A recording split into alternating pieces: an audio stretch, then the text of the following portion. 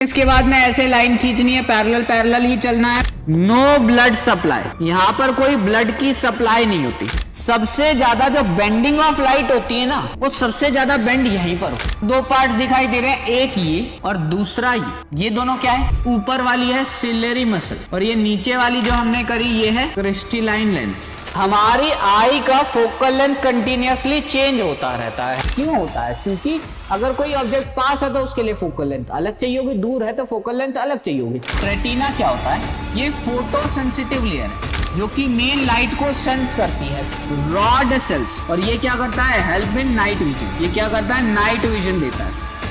Human आई का diagram बनाने के लिए आपको बनाना है ऐसे गोला। ऐसा एक गोला बनाया आपने, सामने की तरफ से थोड़ा पार्ट इरेज कर देना है और नीचे की तरफ से एक पार्ट को इरेज कर देना। हो जाएगा भाई। उसके बाद में क्या करना है भाई? जो सामने की पार्ट है उस तरफ से थोड़ा बल्ज कर देना है, नीचे की साइड से आपने क्या कर देना है? ऐसे करके एक पाइपलाइन निकाल देनी है। हालांकि आप ऊपर नीचे से भी कर सकते हो, पर ये ऑप्शनल है। करना चाहते हो तो ठीक है, नहीं करना चाहते तो भी ठीक है। ऐसे आपने कर दिया। उसके बाद में आपने क्या करना है? उसके बाद में आपने बड़ा सा आई का लेंस बनाना है। कौन सा लेंस बनाना है? कौन सा लेंस है बताओ भैया? जल्दी जल्दी से कमेंट बॉक्स में बताओ, देखते हैं भाई, है ना। जल्दी जल्दी से कमेंट बॉक्स में बताओ ये कौन सा टाइप ऑफ लेंस है। देखते हैं क्या फिजिक्स पढ़ रहे हो तुम। अभी टेस्ट लेते हैं तुम्हारा। देख लो, किसी ने गलत जवाब दिया, मैं विक्की सर को बता दूंगा। विक्की सर तुम्हारे घर पे आके मारेंगे तुम्हें, मैं बता दे रहा हूं। ये हो गया। इसके बाद आपने क्या करना है? इसके बाद में ऐसे लाइन खींचनी है, पैरेलल पैरेलल ही चलना है। बस क्या करना है भाई? जब ये आपको ऑप्टिक नाव निकलती हुई दिखाई दे, जब आपने थोड़ा सा गड्ढा बना देना है ना। आप चाहे तो यहाँ पर ऐसे 3 लाइन भी खींच सकते हो। अब आते हैं काम की चीजों पे। देखो, सबसे पहले ये फ्रंट मोस्ट पार्ट, ये क्या कहलाता है भाई? कॉर्निया। ये क्या कहलाता है भाई? कॉर्निया। कॉर्निया के बारे में समझते हैं भाई। कॉर्निया के बारे में बस ये 3 पॉइंट याद रखने हैं। सबसे पहली बात, ये आउटर मोस्ट ट्रांसपेरेंट लेयर होती है, ठीक है, पहली चीज। दूसरी चीज, नो ब्लड सप्लाई, यहां पर कोई ब्लड की सप्लाई नहीं होती।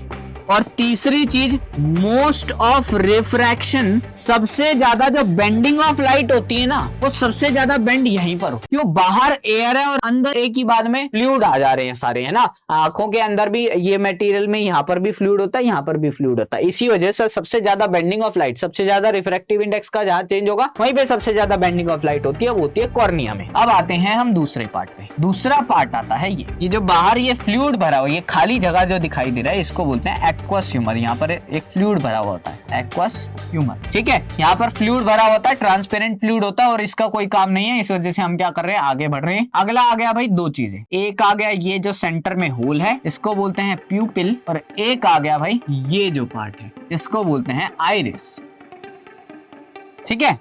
ये आइरिस क्या है भाई? आइरिस क्या होती है भाई? आइरिस होती है भाई कलरफुल मसल्स।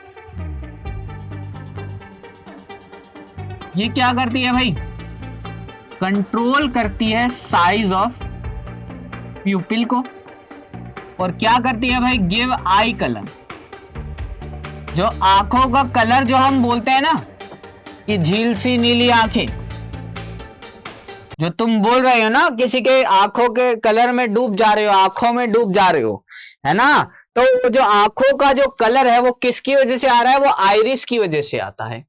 और दूसरा आता है भाई जो प्यूपिल होता है। ये जो प्यूपिल है ना, ये क्या करता है? ये है क्या? अगर मैं इसकी डेफिनेशन बताऊं, स्मॉल सेंट्रल होल, है ना। जो आइरिस है उसके सेंटर में एक छोटा सा होल है इन आइरिस, ठीक है। और ये क्या करता है भाई? कंट्रोल करता है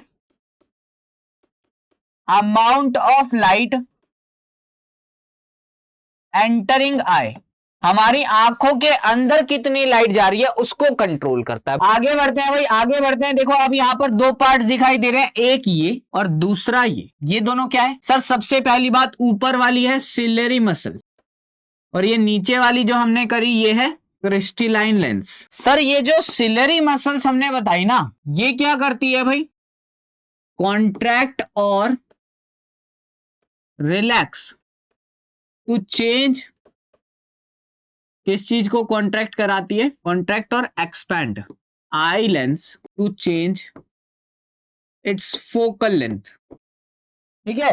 हमारी आई का फोकल लेंथ कंटिन्यूअसली चेंज होता रहता है ना, कंटिन्यूअसली चेंज होता रहता है। वो किसकी वजह से होता है? सिलियरी मसल की वजह से होता है। क्यों होता है? क्योंकि अगर कोई ऑब्जेक्ट पास है तो उसके लिए फोकल लेंथ अलग चाहिए होगी, दूर है तो फोकल लेंथ अलग चाहिए होगी। तो फोकल लेंथ चेंज होती है सिलियरी मसल की वजह से। क्रिस्टलाइन लेंस क्या होता है भाई? इलास्टिक जेली टाइप लेंस होता है। और कैसा लेंस है? ऑब्वियस सी बात है, कन्वेक्स लेंस है। बताओ कन्वेक्स लेंस कौन से टाइप का लेंस होता है? कन्वर्जिंग या डाइवर्जिंग? जल्दी जल्दी बताओ भाई। ये क्या है भाई? ये है विट्रस ह्यूमर, ठीक है।